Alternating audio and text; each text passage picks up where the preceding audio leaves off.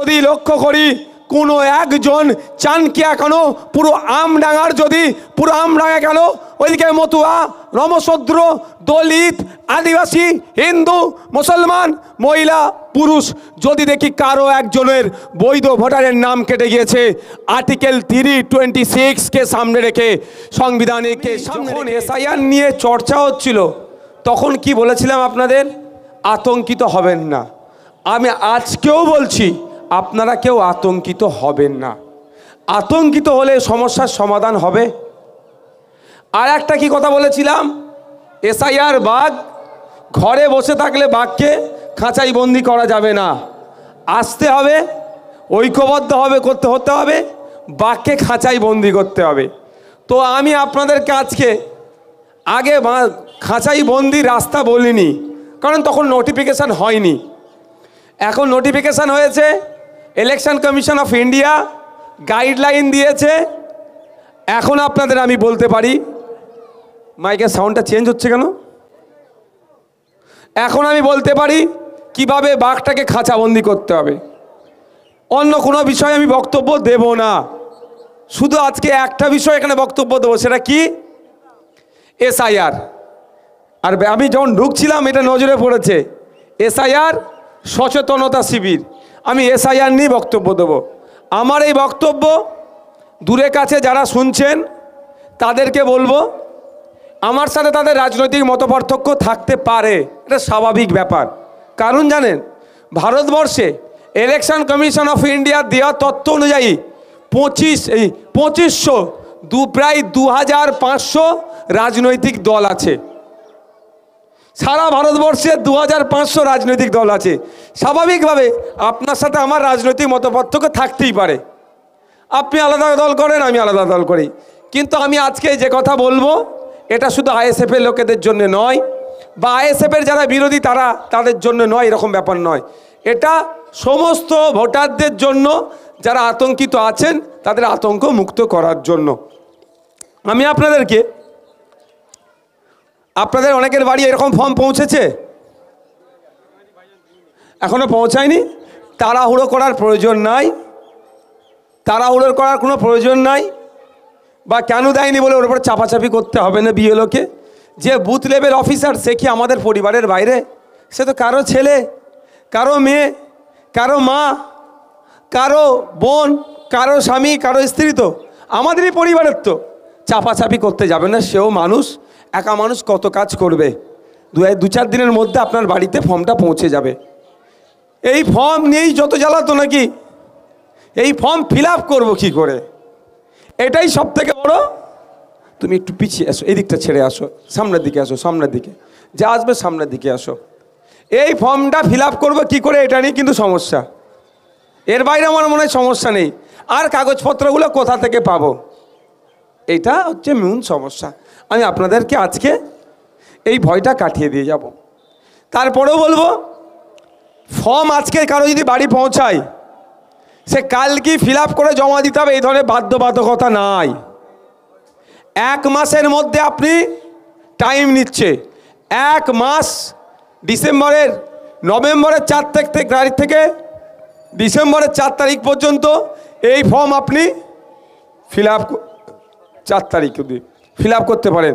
আমাকে কটা বাজে এখন দেখো, 4:15 হলে একটু করবে। কি বলছি, প্রায় আপনি 1 মাস সময় পাচ্ছেন ফর্মটা নিয়ে জমা দেওয়ার জন্য। তাহলে ভয় পাওয়ারও কিছু কাজ নেই, দরকার নেই, তাড়াতাড়ি করারও দরকার নেই। তবে 1 মাস টাইম পাচ্ছি মানে 28 দিন পরে জমা দেবো, এই ধরনের মানসিকতাও কিন্তু কেউ রাখবেন না, এটা উচিত না। এবার আসা যাক আপনি ফর্মটা কিভাবে ফিল আপ করবেন, তাই তো। ফর্ম ফিল আপ করার আগে বলি এই ফর্মের এটা কি নাম জানেন? ফর্ম তো আমরা বলছি, অ্যাকচুয়ালি নামটা কি বলুন তো, গণনা ফর্ম। এটা কোনো আপনি ভারতীয় নাগরিক কি নাগরিক নয় সেটার প্রমাণপত্রের ফর্ম নয়। এটাই আপনাকে আমাকে ভুল বোঝানো হচ্ছে। বিজেপি আর তৃণমূল মিলে আপনার আমার মাথাটাকে পাজেল্ড করে দেওয়ার চেষ্টা করছে। এটা আপনাকে বোঝানো হচ্ছে এই ফর্মে নাম উঠলে আপনাকে তাড়িয়ে দেবে, ফর্মে নাম উঠে গেলে আপনি থেকে যাবেন। কেউ যদি চুরি করে ফর্মে নাম তুলে দেয়, সে বাংলাদেশি হয়, পাকিস্তানি হয়, আফগানিস্তানের বিদেশি নাগরিক হয়, তাহলে কি হবে? সে পার পেয়ে গেল। আর কোনো বৈধ ভোটারের নাম তুললো না, বদমাইশি করে কেটে দিয়েছে, তাহলে সে বৈধ ভোটারটা বাংলাদেশি হয়ে গেল। ভারতের নাগরিক চানকিয়ান মানুষ, সে বাংলাদেশি হয়ে গেল। এটা হতে পারে? এটার সাথে নাগরিকত্বের কোনো সম্পর্ক নাই। ইলেকশন কমিশন অফ ইন্ডিয়ার রাইট নাই আপনার নাগরিকত্ব যাচাই করার। এটা মাথায় ঢুকিয়ে নেন। এবার আসা যাক, এইটা হচ্ছে গণনা ফর্ম। গণনা ফর্মের পরের লাইনে name and contact number of BLO. Name and contact number of BLO মানে বুথ লেভেল অফিসার। আমি অফিসার বলবো, আপনারা বুঝে নেবেন বুথ লেভেল অফিসার। হ্যাঁ, বারবার বুথ লেভেল অফিসার বললে 1 সেকেন্ড করে নষ্ট হয়ে যাবে, আগে ক্লিয়ার করে নিই। তার নাম আর ফোন নাম্বার দেওয়া থাকবে প্রতিটা ফর্মে, নাম আর ফোন নাম্বার দেওয়া থাকবে।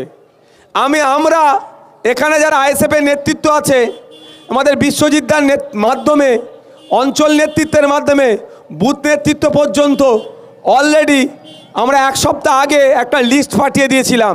কিসের লিস্ট? এই অঞ্চলটার নাম কি?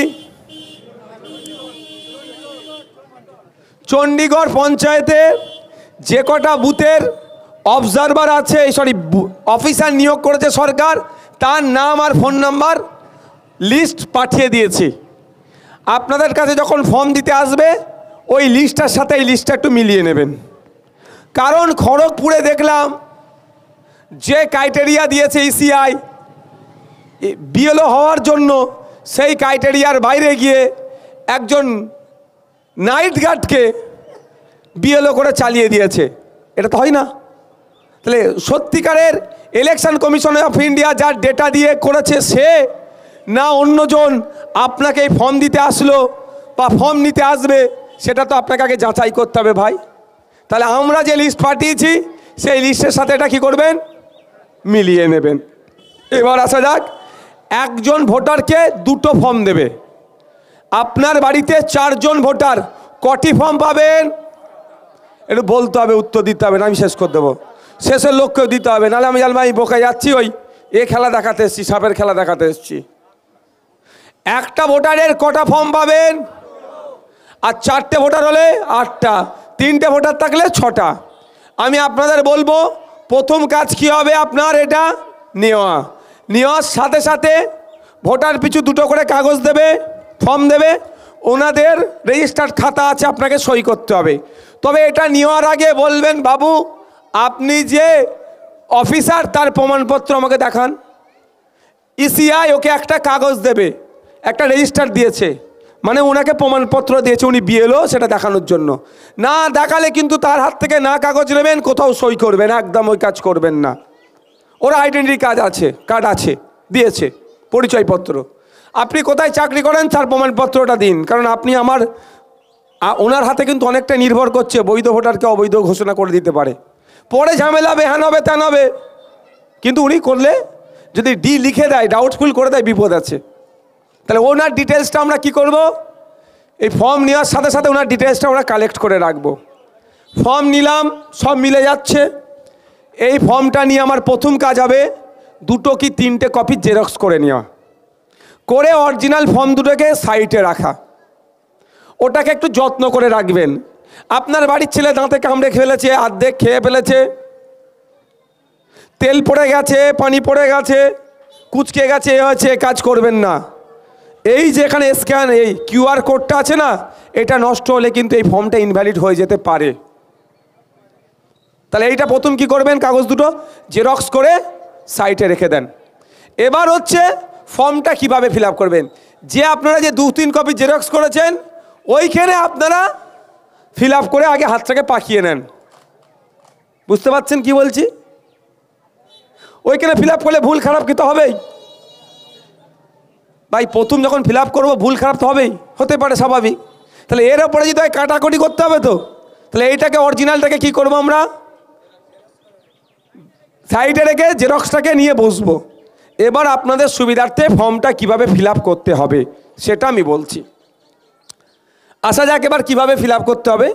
এই টোটাল একটা ফর্ম আপনাদের সুবিধার্থে, আমি নিজের আমার বোঝার সুবিধার্থেও এক্সপার্টদেরকে সাথে কথা বলে আমি মাথা থেকে একটু বার করেছি। এই ফর্মটাকে আমরা 4টে ভাগে ভাগ করেছি। ফিল আপের 4টে পার্ট করেছি। 4টে পার্টে ফিল আপ করলে আমার ভয়েরও ব্যাপার নেই বা বুঝতে আমাদের সুবিধা হবে। সেই 4টে পার্ট কি আপনাদেরকে একটু আমি দেখাই। আপনার একটু সরে গেলে মায়েরা দাঁড়ালে মায়েদেরও তো অসুবিধা হচ্ছে। আপনার সরাসরি এদিকে মায়েরা এখানটা এসে দাঁড়াও তো, তোমরাও জানো তোমরা ভয় পেয়ে যাচ্ছ। আর মায়েদের মধ্যে যারা এই কলেজে স্কুলে যাচ্ছেন তারা একটু আগিয়ে দিয়ে আসেন। বোনেরা যারা আছো এগিয়ে আসো, তোমরা জানার চেষ্টা করো। মায়েদেরকেও জানতে হবে তো, ওরাই তো বেশি ভয় কাচ্ছে না। এই টোটাল ফর্মকে আমি 4টে ভাগ করেছি বোঝার জন্য। এটা 4টে ভাগ করেছি। প্রথম ভাগটা আপনারা দেখুন বা ফার্স্ট পার্ট দেখুন কি আছে। আপনাদের ফর্মের বাম দিকে একটা ঘর করা আছে। এখানে 5টি ঘর আছে। এই 5টি ঘরের মধ্যে শুধু আপনার এক্সট্রিম রাইট সাইড বাদে লেফট সাইড থেকে 4টেতে আপনাদের হাত লাগাতে হবে না। কি কি আছে এখানে অলরেডি প্রিন্ট হয়ে আসবে, অলরেডি প্রিন্ট হয়ে আসবে। আমার বাড়িতে এখনও ফর্মটা পৌঁছায়নি, নাহলে আমার নিজের ফর্মটা আপনাদের দেখাতাম। অলরেডি আপনার নাম, আপনার এপিক নাম্বার, আপনার ঠিকানা এই ঘরটায় প্রিন্ট হয়ে আসবে।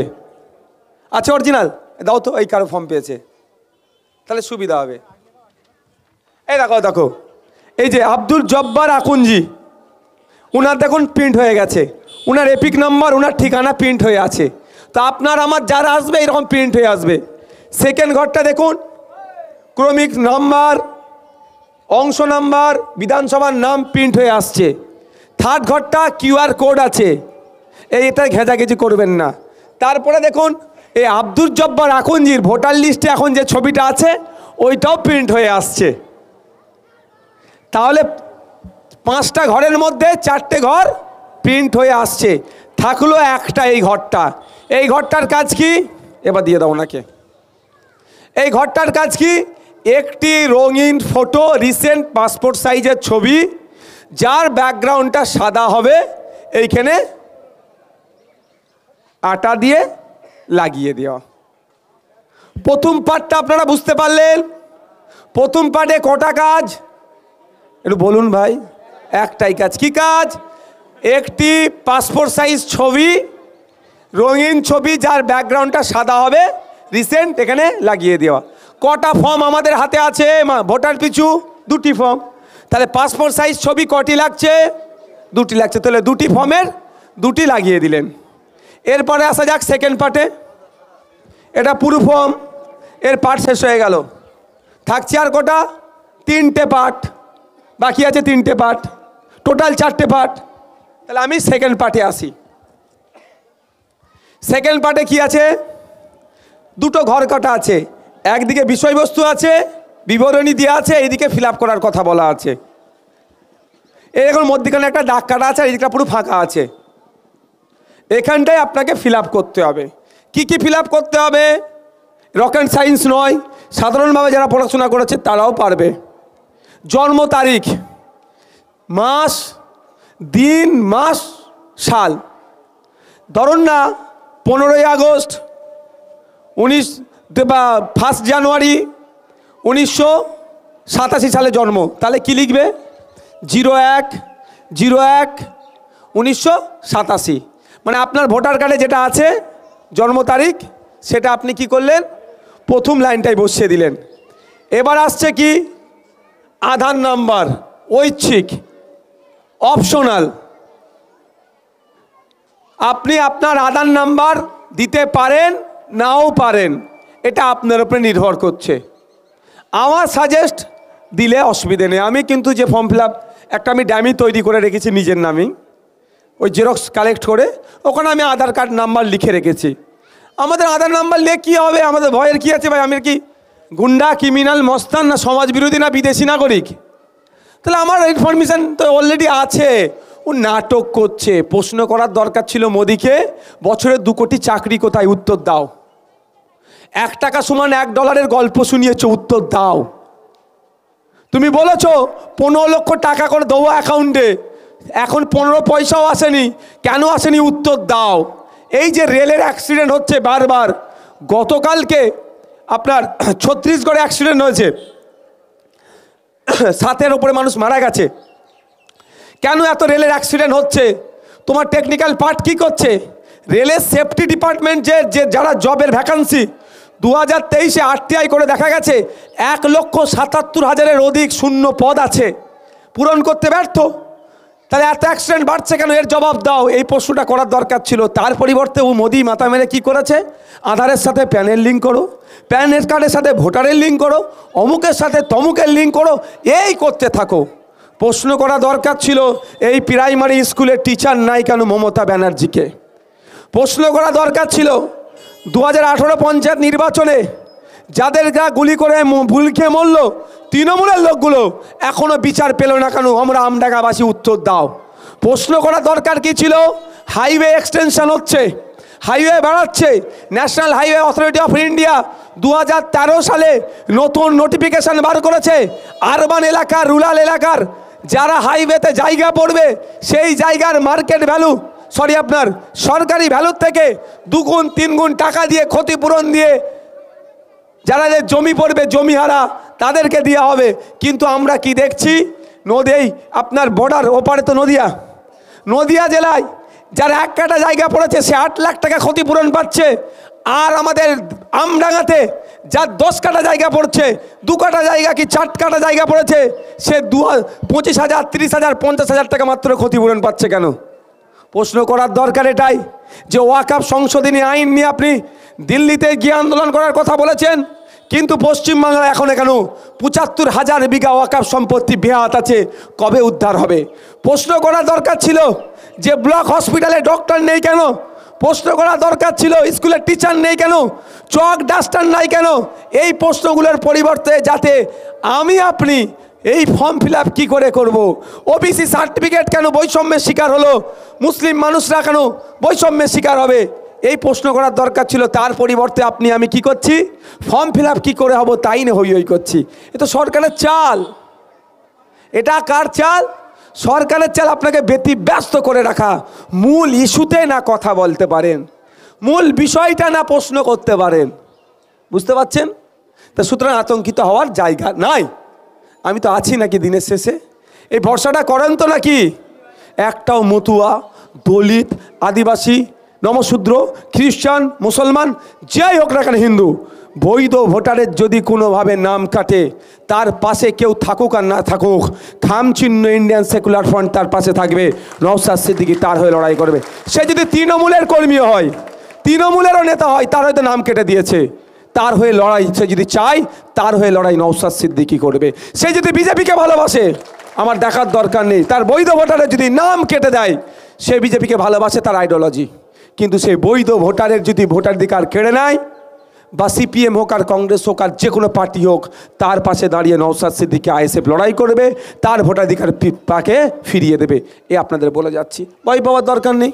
তাহলে আপনি কি আধার নাম্বার দিতে পারেন, নাও পারেন। এবার আসছে মোবাইল নাম্বার। কোথায় লিখবেন এই ঘরগুলোতে ভাই? এটা খুব ভ্যালিড, এটা খুব গুরুত্বপূর্ণ বিষয়। মোবাইল নাম্বার ভুল ভাল দেবেন না। মোবাইল নাম্বারটা আপনারা কি করবেন? সঠিক দেবেন। প্রয়োজন হয়তো আপনার সাথে যোগাযোগ করতে পারে, তখন গণ্ডগোল হয়ে যাবে। এবার আসা যাক কি চাইছে, পিতা বা অভিভাবকের নাম। আমি বলবো 2025 সালের লেটেস্ট আপডেট যেটা আছে ভোটার কার্ড বলুন, সেটা আপনারা এখানে পিতা বা অভিভাবক হিসাবে যে আছে নামটা লিখলেন এখানে। তারপরে কি বলছে? পিতা বা অভিভাবকের এপিক নাম্বার লিখা আছে। তারপরে যদি থাকে, যদি পিতা বা অভিভাবকের এপিক নাম্বার থাকে বসিয়ে দেবেন। এপিক নাম্বার কাকে বলে জানেন আপনারা? কি জানেন? কজন জানেন? হাত তুলেন। এপিক নাম্বার 1 জন, 2 জন, 3 জন, 4 জন, 5 জন, খান 10 মানুষ এপিক নাম্বার জানে। ঠিক আছে, তো এপিক নাম্বারটা কি আপনাদেরকে জানানো আমার দরকার। কার কাছে ভোটার কার্ড আছে একটু বার করো। আমার কাছে আছে, পকেটে অনেক কাগজ। দেখি দাও, দেখি ভোটার কার্ডটা দাও। না না, ওই 2002 সালে চাইছি না ভাই। ভোটার কার্ড নাই? দাও না, ওটা কি শুনছো? দাও তো ভাই একটা ভোটার কার্ড। আমারটা না পিভিসি মোডের, এই সব দেখালে আবার গ্রামে মানে খারাপভাবে নেবেন না। আমরা এমনি আতঙ্কিত, ভাইজানের হাতে এইরকম ভোটার কার্ড, আমার তো এইরকম ভোটার কার্ড, তাহলে কি আমারটা ভুল নাকি? আমি এমএলএ বলে এরকম কার্ড দিয়েছে কোনো ব্যাপার না, আপনি চাইলেও পাবেন। ওই আমার ছেলেরা সব ভাইজান এটাকে পিভিসি প্রিন্ট বলে, তাই তো নাকি গো? হ্যাঁ, এইটার বাইরে কিচ্ছু নয়, এটা আমি যে পকেটে ঢুকিয়ে নিচ্ছি, এরকম কোনো ব্যাপার নেই। তোমার ভোটার কার্ডের যা দাম আমার ভোটার কার্ডেরও তাই দাম, মোদিরও ভোটার কার্ডের অতটাই দাম, মমতারও অতটাই ভোটার কার্ডের দাম, সবার ভোটার কার্ডের এক দাম। এইরকম ভোটার কার্ড আপনাদের হাতে আছে তো? এই দেখুন আপনার ছবি এখানে, তার ঠিক ডান দিকে দেখুন 10 ডিজিট একটা নাম্বার আছে, 10টা নাম্বার আছে এখানে। আর নতুন যে পিভিসি যেটা আমি দেখাচ্ছিলাম ওইটা কোথায় খুঁজে পাবেন? হাই যা, কোথায় ঢুকলে অনেক কটা কার্ড আছে না, তুলে দিচ্ছি, এরা কোথায় কোথায় দিলাম না বাবা। আমার যেটা আছে ভাই এই ধরনের যারা আছে ছবির ওপরই পেয়ে যাবেন, ছবির ওপরই আপনারা পাবেন। কোথায় এরকম যাদের আছে এইখানটাতে, এটাকে বলা হয় এপিক নাম্বার। কি ইলেকট্রাল ফটো আইডেন্টিটি কার্ডটা অনেক বড় নাম, অত ভাবে লাভ নেই। শর্টে এটাকে কি বলে? হ্যাঁ আচ্ছা, এটাকে কি বলে? Epic number. তাহলে বাবার অভিভাবকের এপিক নাম্বার থাকলে বসাবে, না থাকলে দরকার নাই। এরপরে পয়েন্ট মায়ের নাম, মায়ের এপিক নাম্বার। মায়ের ভোটার কার্ডে যদি এপিক নাম্বার থাকে ভালো, না হলে ভাই গলাটা একটু টেনে নিচ্ছে কেন বলো তো? মাইকম্যান বলে গলাটা টানছে ভিতর দিকে, আমার বলতে কষ্ট হচ্ছে। ভাই যারা বসে আছে ওদের অসুবিধা হচ্ছে, আপনি একটু সরে যান, এখানে সরেন। মায়ের নাম দেবেন, মায়ের, মা হয়তো মারা গেছে, আব্বা হয়তো মারা গেছে, উনি ভাববেন না, দেবেন, এইটা দিতে হবে, ঠিক আছে? এরপরে আসছে কি? স্বামী অবলিক স্ত্রী, দেখো ফর্মে লেখা আছে নাম, যদি থাকে। যারা বিবাহিত, ছেলে হলে তার স্ত্রীর নামটা লিখবে, আর মেয়ে যখন ফিল আপ করবে তার স্বামীর নামটা লিখবে যদি বিবাহিত।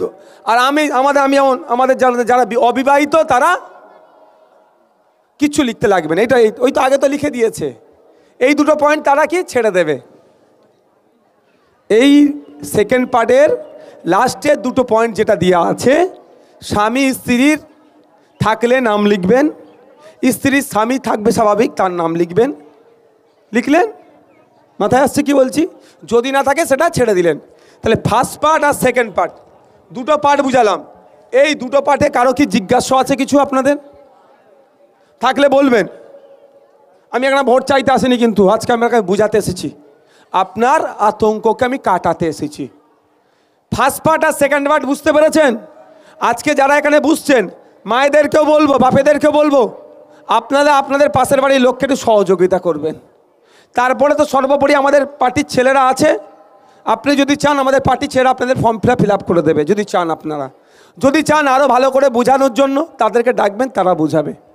ফার্স্ট সেকেন্ড পার্ট আপনারা ফর্মের বুঝে গেলেন, এবার কি বুঝতে হবে? থার্ড আর ফোর্থ পার্ট। এটা পুরো ফর্ম, ফার্স্ট আর সেকেন্ড পার্টকে আমি দেখুন, এই যে ফর্মটা দেখছেন, ফর্মের এই পার্টটা দুদিকেই দেখবেন লেখা আছে, দুদিকেই লেখা আছে, বড় করে একবার দেখায়। সেকেন্ড পার্টটাতে কিন্তু এখানে লেখা নাই, থার্ড আর ফোর্থ পার্টের দুদিকেই লেখা আছে। এইটা ফর্ম, এই পার্টটা আপনারা দেখুন, আমি ভাঁজ করে নিচ্ছি আপনাদের সুবিধার্থে। হয়ে গেল, এটা থাকলো। আপনারা ফর্মের বাম দিক কোন দিকটা? এটা তো আপনাদের বাম দিক, এটা ডান দিক, এটা। এবার একটু কান খাড়া করে শুনুন, এই দুটো পার্টের মধ্যে একটা পার্ট পূরণ হবে আর একটা খালি থাকবে, এই দুটোই কিন্তু পূরণ হবে না। এটা ভুল না গুলিয়ে কিনা কেউ ফেলে, ওপরে যা ছিল সব পূরণ হবে, 1 আর 2 যা বলেছি সব পূরণ হবে, 3 আর 4-এর মধ্যে একটা পূরণ হবে, একটা ছেড়ে রাখতে হবে। এবার কে কোনটা পূরণ আর কোনটা ছেড়ে রাখবেন এখানে কেউ গুলিয়ে ফেলবেন না।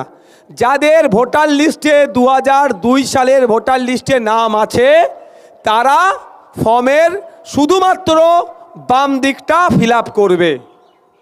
যেমন বাপ তোমার তো 2002 সালে ভোটার লিস্টে নাম আছে, তাহলে এই বাপ ফর্ম ফিল আপ করবে, 1 নম্বর পয়েন্ট পার্টে ছবি দিল, 2 নম্বর পার্টে ডিটেলস লিখলো, 3 নম্বর বা 4 নম্বর পার্টের মধ্যে কোনটা করবে? হ্যাঁ হ্যাঁ, কারণ আপনার তো 2002 ভোটার লিস্টে নাম আছে, 3 নম্বরটা ফিল আপ করে দিল, 4 নম্বরটা আর হাত দেওয়ার দরকার নাই।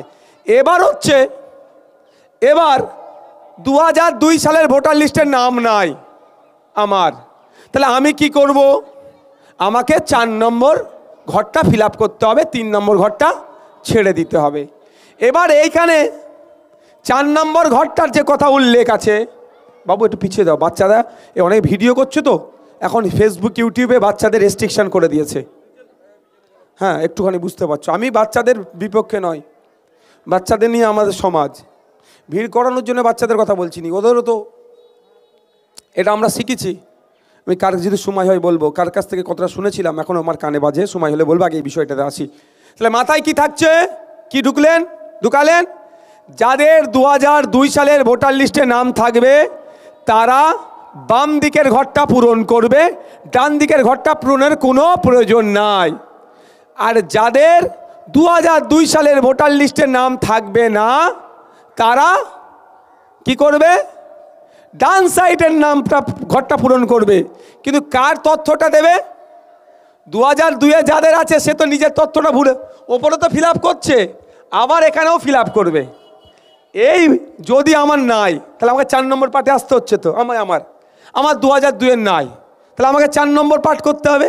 তাহলে এই 4 নম্বর পার্টে কার কার ডিটেলসটা লিখবো?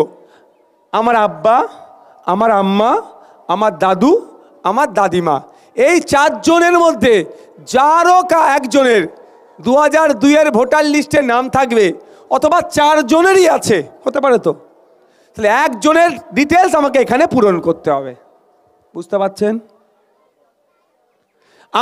আপনাদের এখানে আমার সমবয়সী যারা আছে কারো 2002 ভোটার লিস্টে নাম নাই, তাহলে সে কিভাবে ফিল আপ করবে? প্রথমে ছবি লাগালো, 2 নম্বর পার্টটা পূরণ করলো, 3 নম্বর পার্ট ছেড়ে দিল, 4 নম্বর পার্টে একজনের কারো 2002 ভোটার লিস্টের নাম খুঁজে বার করতে হবে। কার কার? আব্বা, আম্মা, দাদু, দাদি। মাথায় থাকবে তো? এই কারো একজনের বাপের ভোটার লিস্টে নাম নাই, মায়েরটা খুঁজুন, মায়েরও ভোটার লিস্টে নাম নাই, দাদরটা খুঁজো, তারও নাই, দাদিরটা খোঁজো, খুঁজে লেখো। এবার প্রশ্ন একটা থাকতে পারে, এই 4 জনের কারো নাই, পরে আমি বলবো, আগে ফর্মটা ফিল আপ হয়ে যাক, তারপরে বলি। ওই নাই, কারো নাম নাই 4 জনের মধ্যে, 15 থেকে 20% ভোটারের এটা হতে পারে, কিন্তু 80% ভোটার এই ফর্মটা ফিল আপ করে জমা দিতে পারবে। এবার এখানে কি লেখা আছে? নির্বাচকের নাম, অর্থাৎ ভোটারের নাম। এই ফর্মে ভোটারের নাম, এপিক নাম্বার বলে দিলাম যদি থাকে, লেখা আছে। যদি থাকে মানে আমি আমার কথা বলছি, আমার আব্বাজানের ভোটার লিস্ট আছে 2002, আমার আম্মাজানেরও আছে, কিন্তু আমার আম্মাজানের এপিক নাম্বার নাই। দোষটা কার? সরকারের। তো সরকার তোলেনি, আমার কি দোষ? আমার পরিবার কি দোষ? আমার পরিবার ট্যাক্স দিচ্ছে সরকারকে যাতে এই কাজগুলো ঠিক করে হয়। সরকার একটা লোক রেখেছে এন্ট্রি করার জন্য, সরকার তাকে মাইনে দিচ্ছে, আমরা সরকারকে টাকা দিচ্ছি, ট্যাক্সের টাকা, সরকার সেটা মাইনে হিসাবে ওই লোকটিকে দিচ্ছে, ওই লোকটির দোষ মানে সরকারের দোষ। আমার এখানে যদি এই পার্টির ছেলে পার্টির ব্যানারে যদি কিছু ভুল করে, দোষটা তো আমাদেরও ঘাড়ে পড়বে ভাই, আমাদের আন্ডারে। তো সরকারের হয়ে যে কাজ করছে তার ভুলটা মানে সরকারের ভুল, তো দোষ আমার নয়। তাহলে এপিক নাম্বার যদি থাকে দেবেন, না হলে দেবেন না। আত্মীয়র নাম, অর্থাৎ 2002 সালে আপনার ভোটার লিস্টে যে অভিভাবক হিসাবে আছে তার নামটা এখানে দেবেন। তারপরে সম্পর্ক দেবেন।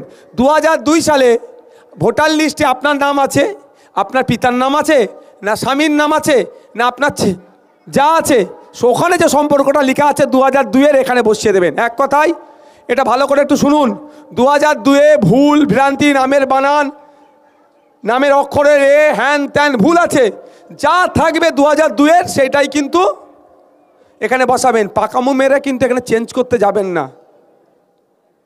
ভাববেন এখন ভালো যেটা আছে বসিয়ে দিই, কারণ আপনি 2002 অ্যাড্রেস দিলেন তো এটা তো চেক হবে, ওদের কাগজের সাথে তো মিলাবে, ওখানে আপনার আব্বার নাম ছিল মোল্লা মোহাম্মদ আব্দুস সবুর, এখন আপনার আব্বার নাম কার্ডে এসছে মোল্লা মোহাম্মদ আব্দুস সবুর, আপনি পাকাও মেরে এখানে মোল্লাটা অ্যাড করতে যাবেন না। কি বলছি বুঝতে পেরেছেন? 2002 সালে যেটা আছে সেটা এখানে ছেপে দেবেন। কটা বাজে রে? কটা বাজে? এদের যেতে কতক্ষণ লাগবে? আর 5 মিনিট দেবো, তাহলে ওখানে 4টে উঠতে হবে তো। ওখানে গিয়ে তো এরকম বুঝাতে হবে রক্তদান শিবির আর ওইসব বলতে হয়, এখানে এইসবই বলতে হচ্ছে। হ্যাঁ হ্যাঁ হ্যাঁ, তো বুঝাতে পারছি, আমি একটু ভালো করে বোঝানোর চেষ্টা করছি, বলুন না একটু বেশি টাইম চলে যাচ্ছে। আমার মাথায় মানে অসুবিধা হচ্ছে নাকি আমার কথাগুলো নিতে? কারা বুঝতে পারছেন হাত তুলুন তো। আপনারা সত্যি বুঝতে পারছেন তো? অসুবিধা হবে না তো? আপনাদের পরিবারগুলো অন্তত আতঙ্কমুক্ত হবে তো? আপনাদের পাশের বাড়ির লোকগুলোকে একটু সহযোগিতা করবেন তো ভাই? আমি যদি ফুরপুরা শিব থেকে এসে আপনাকে সহযোগিতা করি, তাহলে আপনি আপনার পাশের বাড়ি, আপনার বুথের, আপনার এলাকার লোককে সহযোগিতা করবেন না? করতে হবে। সে তৃণমূল করে ভাইজানকে স্টেজে দুটো কড়া কথা বলেছে, ওই সব মাথায় ঢুকাবেন না। ভাইজান বলে যাচ্ছে তো, তাকেও সহযোগিতা করার কথা না। ও ভাইজানকে উল্টোপাল্টা বলে আমাদের মাচাই বসে, ও বলতে দাও, ও বোঝে না বলে বলে, ওকে বলতে ভুল বুঝানো হয়েছে। কিন্তু আপনাকে তো আমি ভুল বুঝিয়ে যাচ্ছি না, আপনাকে তো আমি সঠিক বুঝিয়ে যাচ্ছি। তাহলে ও যদি অদম হয়, আপনি উত্তম হবেন না? উত্তম হতে হবে তো আমাকে। তো আপনি সবাইকে বলবেন। এরপরে কি আছে?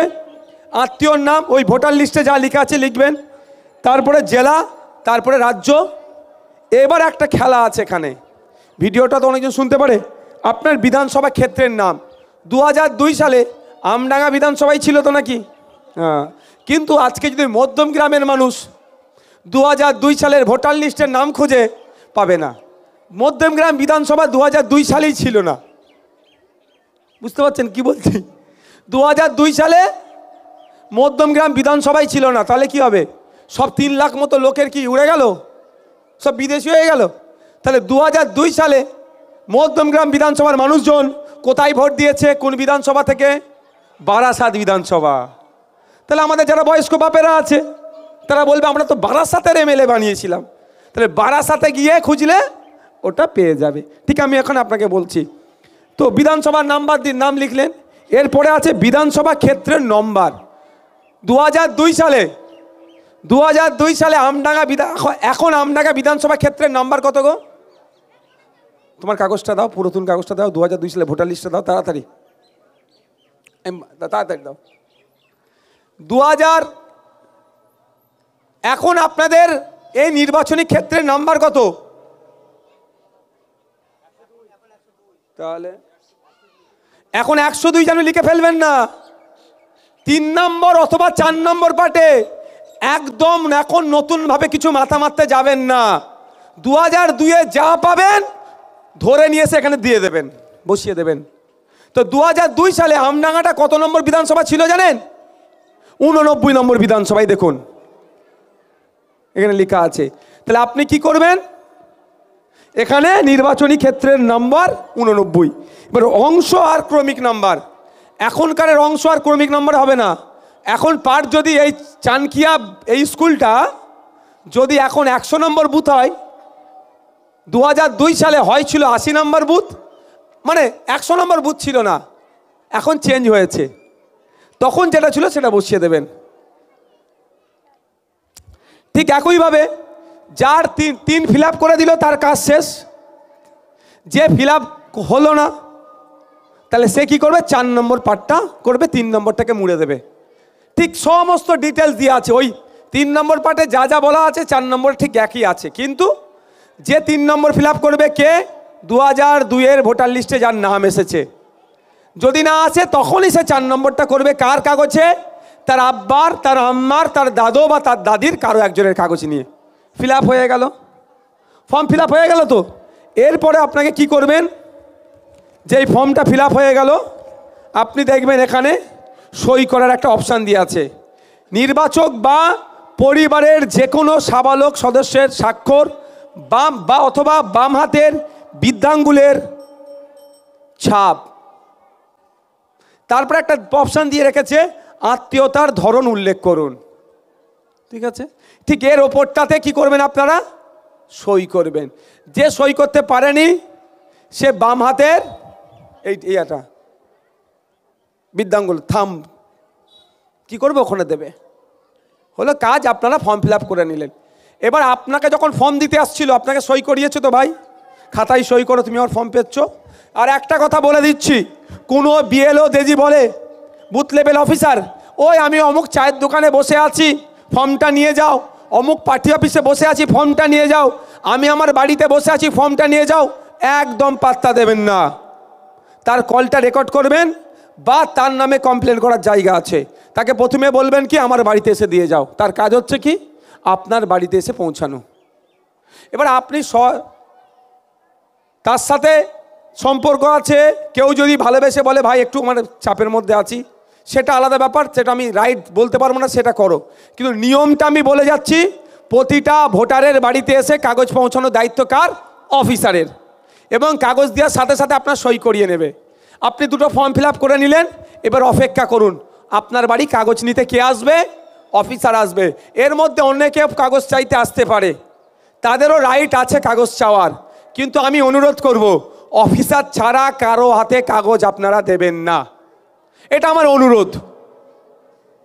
কারণ আবাস যোজনার ঘরের জন্য আপনাদের কি বলেছিল, বিডিও অফিসে যে একটা বাক্স করে দিয়েছিল না, ওর মধ্যে কাগজ গলিয়ে দাও।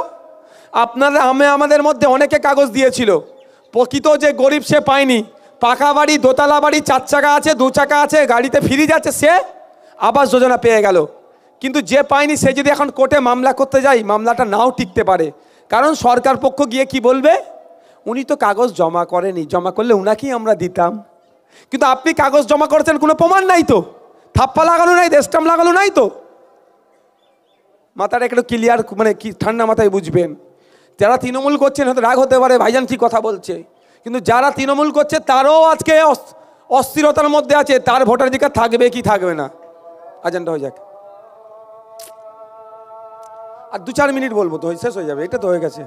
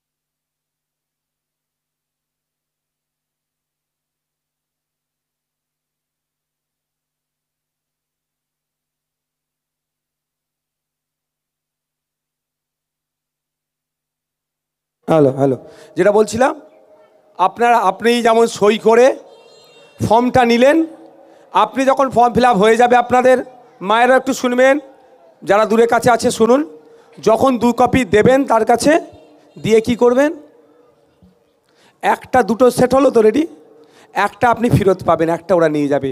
ওই যখন ফেরত দেবে আপনাকে, তখন আপনি এখানে এই জায়গা দেখে নেন, বিএলও এর স্বাক্ষর, একদম নিচের ডান দিকে বুথ লেভেল অফিসার এখানে কি করবে, সই করে স্টাম্প মেরে দেবে, তারিখ থাকবে, আপনি কি করবেন সেটা নেবেন। তার আগে কিন্তু ওনাকে যদি সই না করে এমনি দিয়ে চলে যায়, কিন্তু আপনার ফর্মটা ডাস্টবিনেও চলে যেতে পারে।